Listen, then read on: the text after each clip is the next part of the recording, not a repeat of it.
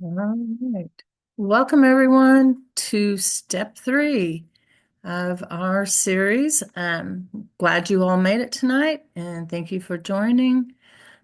Today's session is about randomize and rotate when calling on students.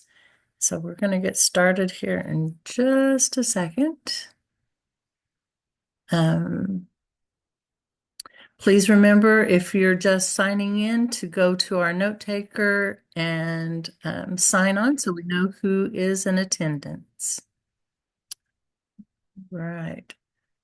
So our objectives today kind of goes along with what we've talked about each time. I'm going to create a plan to implement the strategies from the 7 steps to a language-rich interactive classroom in my school. And our exit ticket today is to complete this sentence. My next step to implementing language-rich strategies is blank. So something you're going to do in the coming weeks.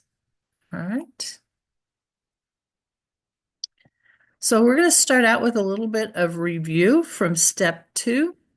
And what we're finding is that research indicates that in order for students to use content language accurately, in both speaking and writing, they have to hear the language multiple times and in multiple contexts. And using our sentence frames and our sentence starters is a means to allow our students to hear that vocabulary in context from both the teacher and their peers. So that was what we covered in step 2, using those sentence frames and sentence starters to create complete sentences. And we also know that oral proficiency, when we achieve oral proficiency, it leads to higher achievement on assessments. It also increases reading and writing proficiency. And when we use those sentence frames, it encourages our students to give more elaborate and thorough responses. And it also, again, allows them to hear that vocabulary in context so that they're going to use it on their own later on. Okay. Something else I wanted to share with you, when we look at these 7 steps, the first 4 are pretty much procedural. So they're teaching us the processes and procedures that we can use in our classroom. And the last 3 are more instructional, things we can use to enhance our instruction. So I kind of wanted to point that out. And again, today we're going to be doing step number 3, randomize and rotate when calling on students. And this is a fairly short chapter, so hopefully I won't keep you too long tonight. We'll get through this fairly quickly. Something I wanted to share that came from our U.S. Secretary of Education, Dr. Miguel Cardona, in a speech that he gave on February 2023. He said districts must adjust systems, programs, and practices around English learner support to include integrated ELD and targeted ELD supports and provide comprehensive professional learning to all educators at all levels of the system. So I thought that it was really important to share that this comes from our U.S. Secretary of Education. He sees the importance of making sure that all educators have some experience in working with and learning more about how to work with English language learners. So with step 3, a lot of times when we're in the classroom, we are trying to manage all kinds of students, all those diverse learners. So I want you to think a little bit about the students in your class. And when you ask a question of your class, do you have some energetic participants that are always raising their hands, me, call on me? And then we also have those that want to sit in the background when you call a question, they kind of sink into their seat and try to look invisible. I know that's how it was in my classroom when I was in the classroom with students. And I notice it even with adults when we enter a room, kind of like going to church, everyone wants to sit in the back rows. when we go to those faculty meetings, we don't fill in the front seats because we don't want to be called on either. We want to be invisible most of the time when those questions are answered. So if we have this expectation that everyone is going to get called on, and you never know when you're going to get called in on, it kind of eliminates that in your classroom. And that's what this chapter is bringing to light, that if it becomes the norm in our classroom, we have no more of that sitting at the back row because everyone has the option and opportunity to speak during the lesson. So there are three positives. We call these positive tensions because there's a little bit of tension that goes along with it, but it's positive because it's expected. You know it's going to happen. So randomization is most effective, as I said, when it's used regularly. It's not just a one-off. You're doing it every day or consistently on a daily basis. It's also helpful when you use open-ended questions to set the students up for success. So letting them know that you're going to open this up and there's maybe more than one answer. So we're accepting any answer that they're giving. But the goal of randomization is that every student gets to contribute to the question. All right. So with step three, I don't know about you, but I like things that require very little planning and simple systems like using index cards. I did that a lot when I first started in my classroom. I would put each student's name on an index card and pull one out so that I made sure I tried to get to everyone in the class. And later on, I used the popsicle sticks in the same way. And I'd take the popsicle stick out of the cup, knowing that I'd already called on that student. So that's one way to randomize that you've probably used before in the past. Um, that eliminates the phrases like, who can tell me what happened when Washington crossed the Delaware? Or let's see who knows what happens in this situation. Or can someone tell the class what we talked about yesterday? So we're getting away from phrases like that and let students know that we're going to be calling on someone and we're not looking for volunteers all the time. And the goal here is to have all students involved in the discussion because they don't know when they're going to get called on. Also, we can assess learning of more of the students because they're all getting a chance to provide input. And the process looks kind of like this. We ask the question, we pause for a moment, and then we select a student to respond using one of the selection processes. And as it says here at the bottom, we want to continue to remember to respect the student's need for support. So if the student needs that asking a friend or more time, we want to keep remembering to acknowledge that and allow that for them. All right. So with randomizing, I'm going to give you kind of a short quiz here.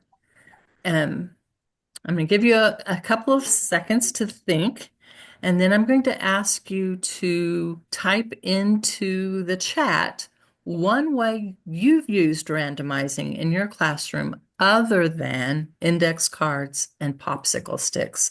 Don't don't push enter yet. Just type it in, and then I'll say go, and we'll all push enter at the same time and do a chat waterfall. So I'll give you a moment to think and then place that in the chat. I'm also going to share the link to the note taker again. If you're just getting there, you can sign in.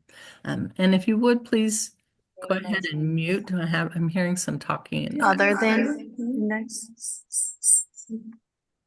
I don't use a Google Wheel. All right. If you've thought of something, go ahead and put it in the chat. Boom! That was first. Oh.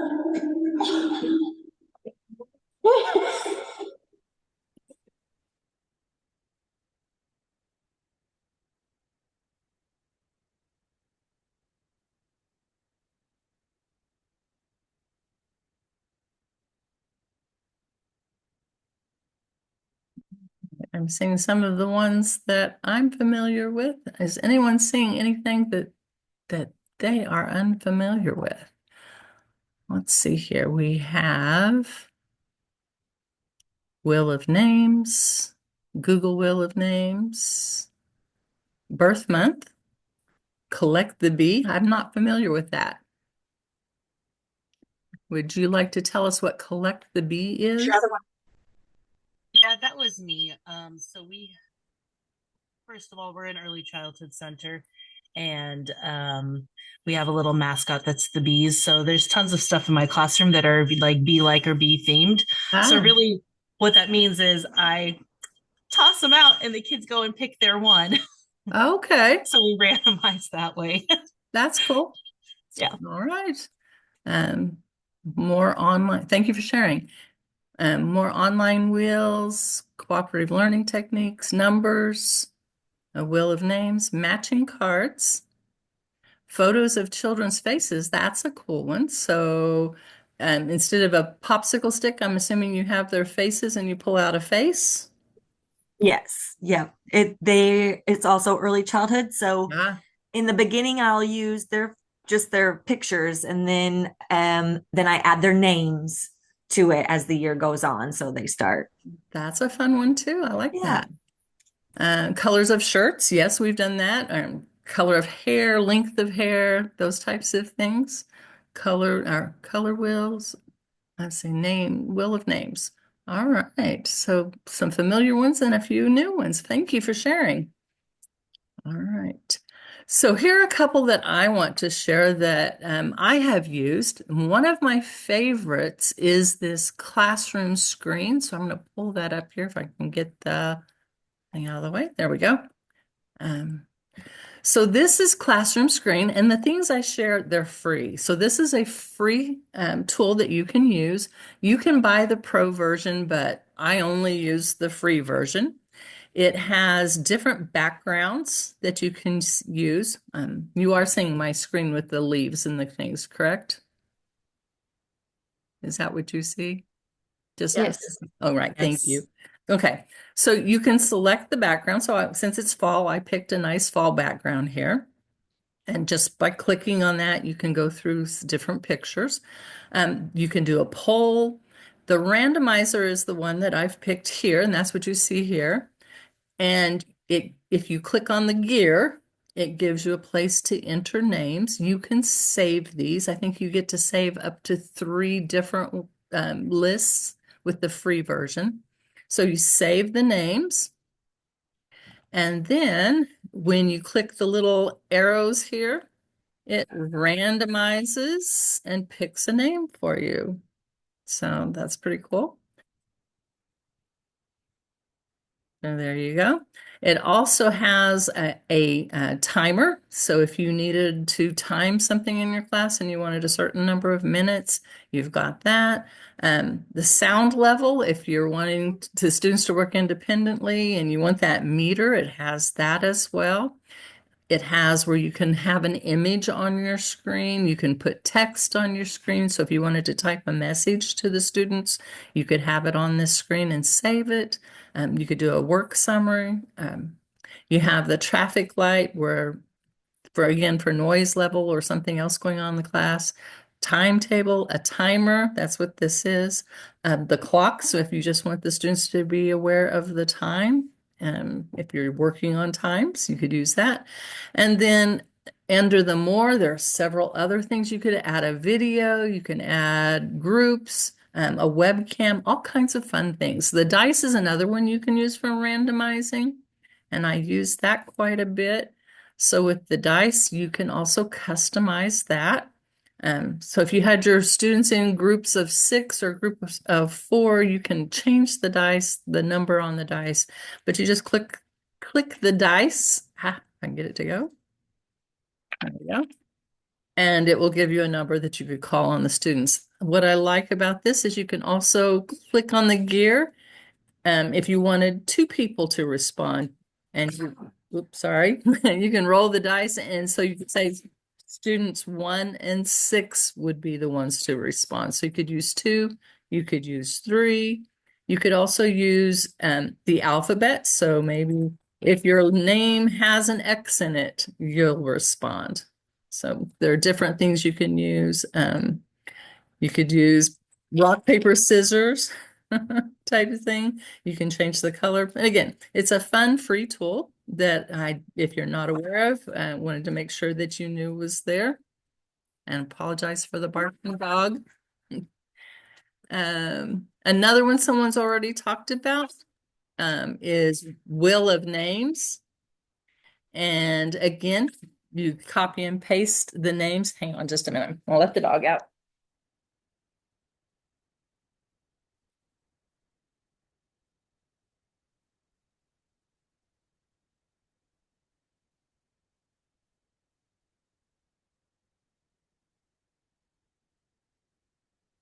Sorry about that. Anyway, I could put the same list of names in this. Again, you can save, I think, up to 3 sets of names. You just click on the center and it will pick the name. Oh, Leia. And then if you want, you can remove that name from the wheel after you've used it, and it keeps track. And again, you can use this, save and use this list again. So that's a fun one. It's also free. And then someone mentioned Number Picker already, and it's real easy to use. Again, another free tool. You can pick how many numbers you want. You just pick a number or click spin and it picks a number for you. So it's another really nice tool to use. And again, you can remove the choice after you've picked it if you wish. So those are just a few of the ones that I have used and I know about. There is also the Stick Pick, which is an app that you can download. My state computer will not allow me to download apps, so I can't show you that one. But if you go to the app, it has kind of a demonstration there that shows you how it works. The thing I liked about it when I used it in the classroom is that it allows you to keep track of the levels of questions asked and how successful your students were. And it was a free at that time as well. So it kind of gives you that formative assessment so you can keep track of the students and what they're doing. So that's a cool tool as well. Another one that we use for the rotate part are the numbered heads together. And I'm sure several of you have used these Kagan strategies. It's an easy way to get all of your students involved. In this one, you divide the students into groups of 4, have the students count off or number your desks so that they're sitting at a place. Give each student a chance to talk to each other about their answer, then ask one student, like all the ones would stand up and give a response. And what I like about this is we can also incorporate those sentence frames that we used before. So if someone gives the same answer as you, we can give the student the frame that says, we agree that with what these students said, because this, or I agree with them, but I'd like to add this. Our group also said this. So we can give them frames so that they can use the same answers and add to. Another thing with this is you can repeat with number 2 later on, and then number 3, and then number 4, whichever numbers you decide to pick. Okay. You got that?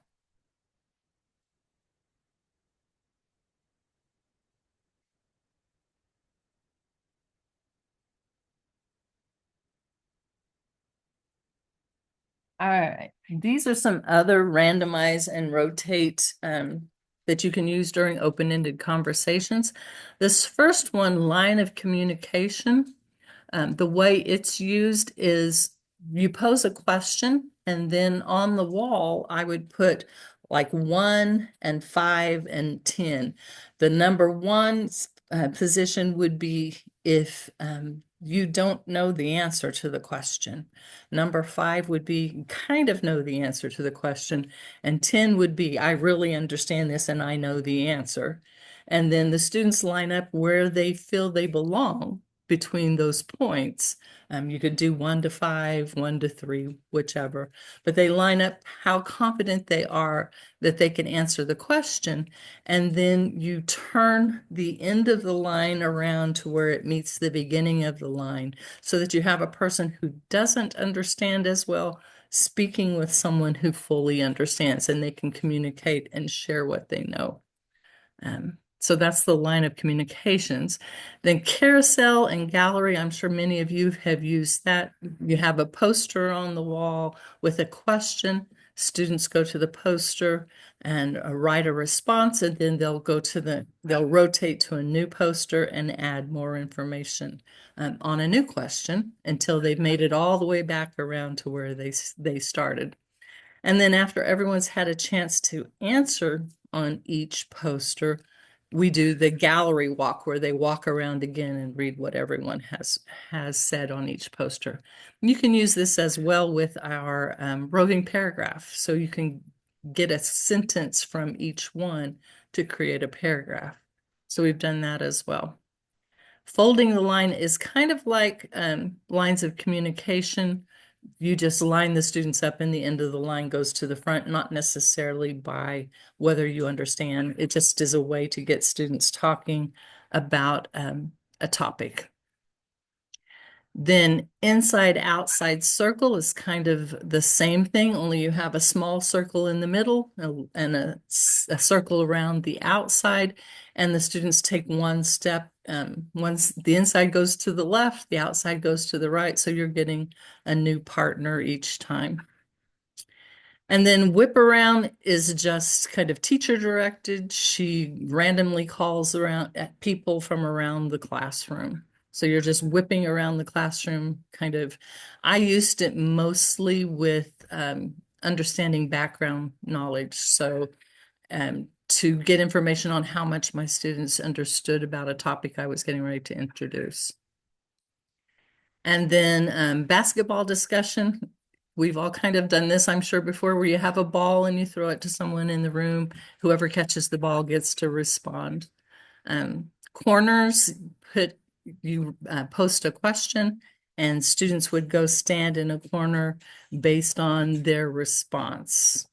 And then jigsaw is where you post a question, and the students will go to become an expert. And then after they're an expert, they go back to their main group and share what they learned. And then penny for your thoughts. You can use that in many different ways, and I've seen many different things that you can do with it. But often for a penny for your thoughts, I give the students each 2 pennies. And if they asked a question, they forfeited a penny. And when they answered a question, they would forfeit a penny. And so they had 2 pennies to use throughout the day. That's one way to use it. Another way was I would have students look at the date on their penny, and then I'd put them in order. I'd have them order themselves by the date of their penny. Sometimes I'd have them add the numbers of the date on their penny and then order themselves by the sum of the number on the penny. So there are different ways that you can utilize that. And then this morning, someone was asking about these activities and how you determine what proficiency level should use them. There was a great article put out by St. Louis schools through a grant that they received several years ago called the Go-To Strategies. And what's really great about them is it includes many of these randomize and rotate activities, but they are organized by proficiency levels. So it will tell you if your student is at this proficiency level, this is best for them, and this is how you would use it with them. So it's a really great tool that has a lot more of these types of activities that you can do with them. All right, so what I'm going to do now is ask, have you used any of these? And if so, did you use them in different ways? Are any of these familiar with you? And have you used them in ways other than what I just described? So I'm going to open it up for you a little bit. And please unmute and go ahead and just shout out if you have.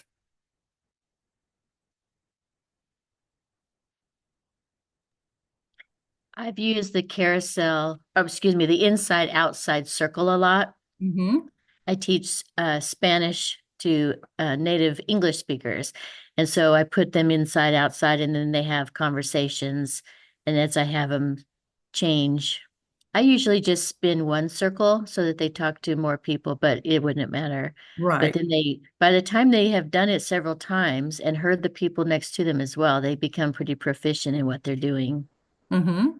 So do you have like one person speaking English and the other one in Spanish, or they're both speaking and responding in the same language? Usually it's everybody's in Spanish because Okay. that's what they're learning. Like a conversation. How are you? Where are you from? Kind of a conversation. Oh, that's great. Yes. Great use of that. Anyone else use any of these? Maybe in a different way.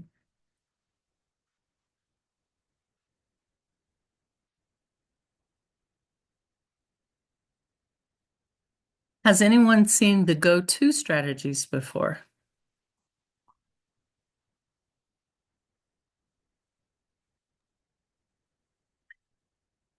I'm going to go ahead. I'm going to click on that and just kind of give you an idea of what it looks like. Um, so what it's going to do, pardon my scrolling real quick here. I'll get you to the main page. So it tells you it has 5 principles. It gives you all of the things that they are sharing for each principle. So there are several things that you can do for principle 1, to working on language literacy and vocabulary, background knowledge, culture to learning. There are some things you can use with that. Comprehensible input, language output, promoting classroom interaction, stimulating higher order thinking and use of learning strategies. So those are the 5 areas. And then when you get to this section, it is the go-to strategies matrix. So it tells you for listening, speaking, reading, and writing, which ones fall into each category, and gives you a little scaffolding. But then when you get to a description of each of the activities. So here's community building strategies, marvelous modifiers. So this goes all the way up to a level 5. It's recommended for any of those levels. It tells you the teacher's actions, the student's actions. Same thing, team names. Trying to find one. And this one is only for the higher levels. So it wouldn't be appropriate for 1 and 2. This one wouldn't be appropriate for level 1. Again, would not be appropriate for a gallery walk. It says would not be appropriate for level 1 students. Give one, get one wouldn't be appropriate for level 1 and level 2.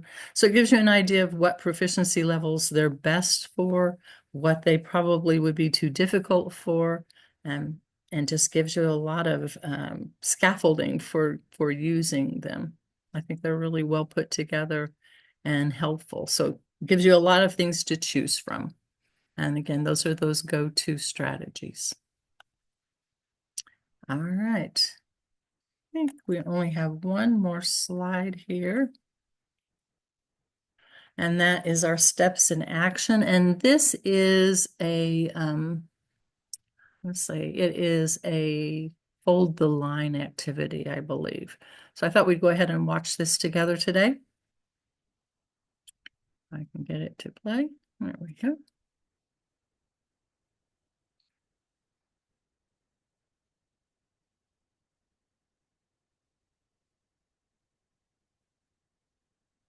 Give me a thumbs up if you are ready to speak to your partner. Okay, 20 seconds. Ready, go.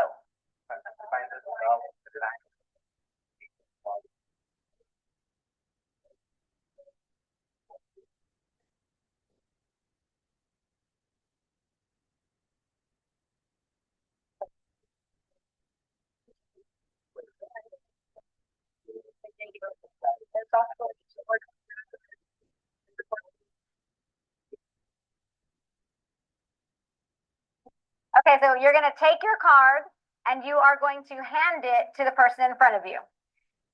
Okay. Thumbs up when you're ready. Okay. Go.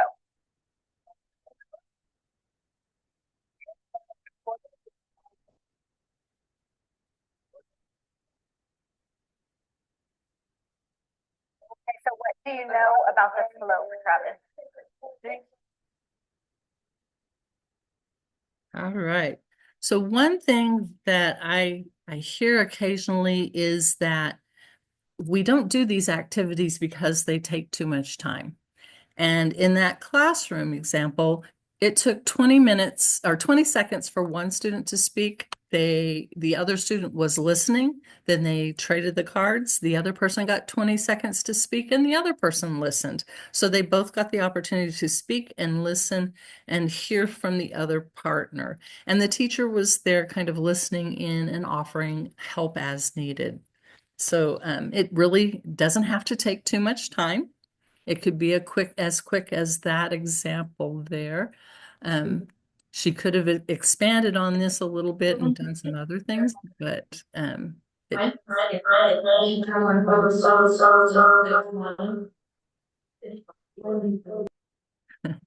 all right, I'm going to go ahead and that was the last slide. I'm going to go ahead and stop sharing my screen and open it up if you have any thoughts or questions about this.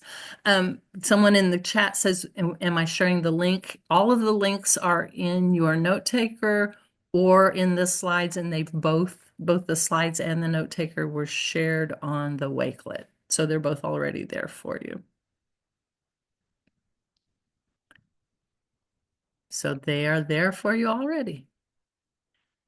Do you have any questions or also if you've had any successes with the other two strategies that we've shared, if you'd like to share those out with us, that would be great too.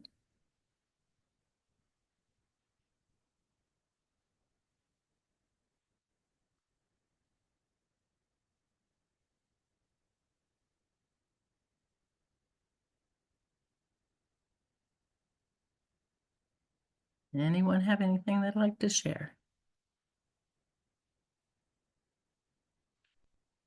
I will share that you also have the opportunity in the note taker. If you have questions that you think of after we're finished today, you're welcome to put them there. I do go back and check them during the week and respond to any questions that are left. So you can check back and see that. Okay, AJ says she's been using the I don't know anchor chart and her students are using it often. That's wonderful. I love to hear that. Are you seeing that this is getting students more conversant in your classroom? Are they talking more?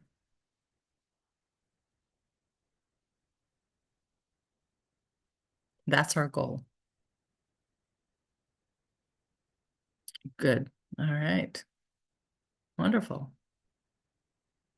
That's great. So they're using I need a little more time to think rather than asking someone for help. That's cool too. Wonderful.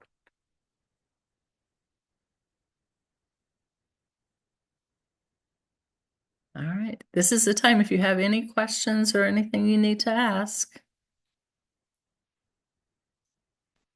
Otherwise, that's all I have to share today.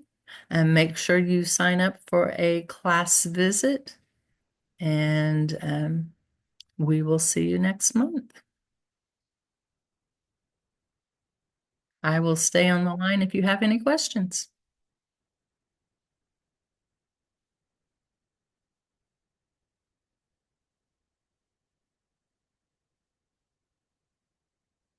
Hey, Stacy.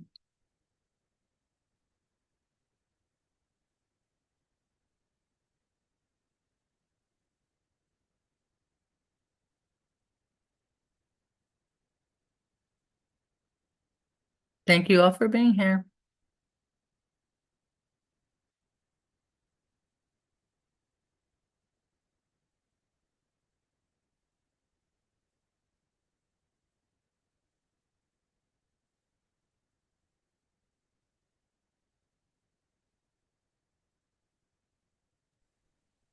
Cami, I do have a question, but it's regarding mail, so I don't know if we want to wait until, Okay.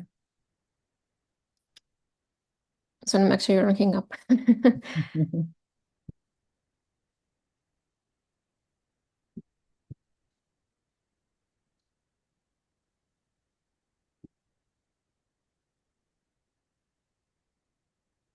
I don't know. Are they there? I don't know. I know Nicole was there a minute ago. She's the one that talked about the early childhood because that's one of the teachers that I observed. Nicole, did you have a question? No, sorry, I'm leaving. I'm just Okay. having a good time and I got distracted, forgot to leave the meeting. I'm playing around with Classroom Screen right now. It's It so is great. fun. This is new to me and it's like, wow. So Yeah. I know I got distracted. I'm leaving. For all the things it gives you, it's pretty great. Yeah. Thank you for being Bye. Thank you. Just the question, are we meeting on next Wednesday or are we just meeting at the federal conference? This is the federal conference. Yeah. Okay, because they have a training schedule. I was gonna say we'll have to run Yeah. late a little bit. No, And I didn't put one on our schedule because of that. okay, it was on the team calendar. Oh, it was? Yes, for next Wednesday. That's why I have it on my calendar. Okay. I know, Well, it's a lot. This has been a crazy week. oh, it's been a crazy month. I told my husband I'm ready for Thanksgiving break. Yeah, me too. I was almost to the point of tears the other day. It's like I I'm seeing sorry. myself coming and going. Yeah. And you have a lot of hats wearing right now, so. And do we have to do a visit after every chapter with the schools? A a visit, yes, that's what we're hoping to do after each one, um, to see the new skill or any skill they want us to observe. Okay, because I So, was at both of my schools and up, so I'm having three teachers to observe, okay. and one from Belton. She wanted me to observe other teachers, and my understanding is we're observing the teachers that are on the book study, right? The ones that are part of the grant. So if they're listed as part of the grant, then that's fine. If they're just extras, you don't have to go and do a class visit unless you want to. I mean, if you have Okay. time and you want to go and visit with them, that's fine. That could be part of our mail outreach rather than just the CLSD outreach. Oh, okay. Okay. So I'll let her know that we can. Okay. Yeah. Because So I that's felt overwhelmed that we were going to be there every month. yeah, no. And I was like, I Um, will check. and it doesn't have to be every teacher every month, just every school every month. Oh, okay. So they can take turns and do one per month. I think that would be fine. Yes. Okay. And That's Cassandra just wants to make sure we're reaching every school every month. okay. We'll do that. Okay. We'll just double check. Okay. Sounds good. So Okay. I will see you at the federal conference on the 17th. Yes. Yeah. I'm only 18th. going to be there the 17th and 18th. I'm presenting and facilitating on the 18th. The 19th, I'm heading out to Philadelphia. Wow. See, telling you have a lot on your card. Yeah, Well, let us know how we can help. If you have presenting and you need support, let me know. I appreciate that. Yes. And I thought, for some reason, I thought Rhonda was doing today's. She was, but she's having some family issues. Oh, okay. She had to be absent today, so she asked me to fill in. Understandable. Okay. Yeah, And well, we'll catch up later. I don't know. I have it on my that I'm doing 7th. I think so. Yes, I think that's what I remember. Okay, that's what I remember too. Just I will Okay. double check then if we All right. can remember. Okay. All right. Thank you. Thanks for being Alright. here. Thank you. All right. Catch you later. All right. Bye. Bye-bye.